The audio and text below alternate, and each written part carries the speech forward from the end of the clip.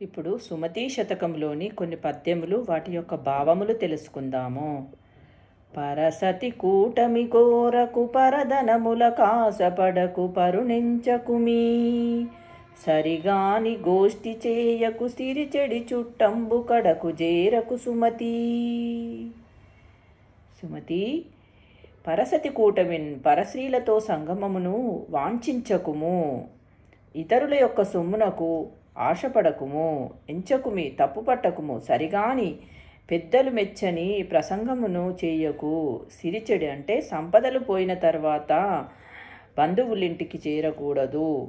అంటే పరస్త్రీ సాంగత్యమును ఎప్పుడూ కోరవద్దు, పరుల సొమ్మునకు ఆశపడవద్దు, ఎదుటి వానిపై నేరం ఆరోపించవద్దు, పెద్దలు మెచ్చని స్నేహములు ప్రసంగములు చెయ్యవద్దు, అల్పులతో స్నేహములు సంభాషణలు పనికిరానివని ఇంకొక అర్థం. సంపదలు తరిగిపోయిన తర్వాత బంధువుల ఇంటికి వెళ్ళవద్దు అని ఈ పద్యం యొక్క భావము.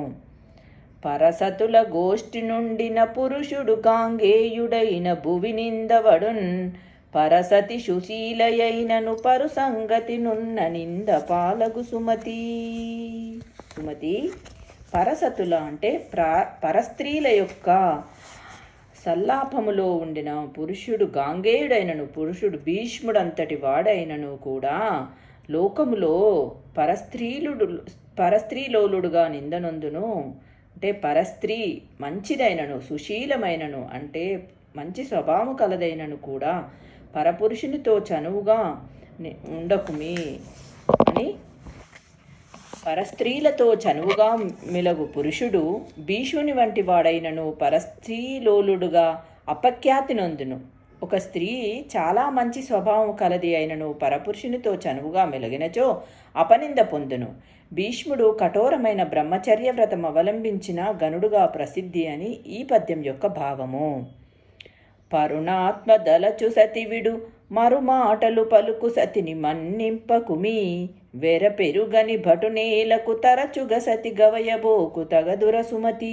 సుమతి, పరుణ్ అంటే ఇతరుని, ఆత్మను అంటే మనస్సులో, తలచు వాటి మాటిమాటికిని గుర్తు చేసుకున్న, సతిని అంటే భార్యను విడిచిపెట్టుము.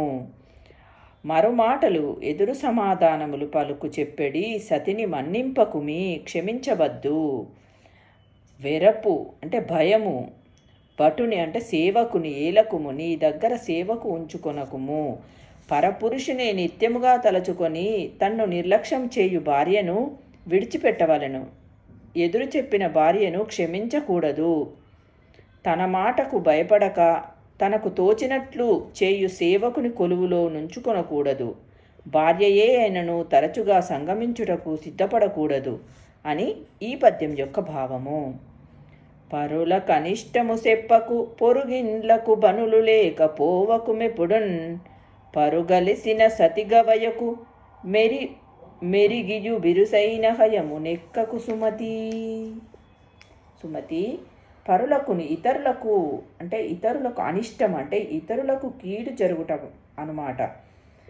పొరుగిండ్లకు చుట్టుపక్కల వారి ఇండ్లకు పనులు లేనప్పుడు వెళ్ళకూడదు. పరపురుషుని కలిసిన స్త్రీని అనుభవించకుము, తెలిసి కూడా పొగరులైన గుర్రముని ఎక్కకుము. అంటే ఇతరులకు హాని కలిగించు మాటలు చెప్పవద్దు. పనిలేక చుట్టుప్రక్కల వారిండ్లకు పోవద్దు. ఒకనితో సంపర్కం పెట్టుకున్న స్త్రీని పొందుటకు సిద్ధపడకూడదు. తెలిసి పొగరుబోతు గుర్రంపై నెక్కి స్వారీ చేయుటకు ప్రయత్నించకూడదు అని ఈ పద్యం యొక్క భావము. రేపటి వీడియోలో మరికొన్ని పద్యములతో మళ్ళీ కలుస్తాం.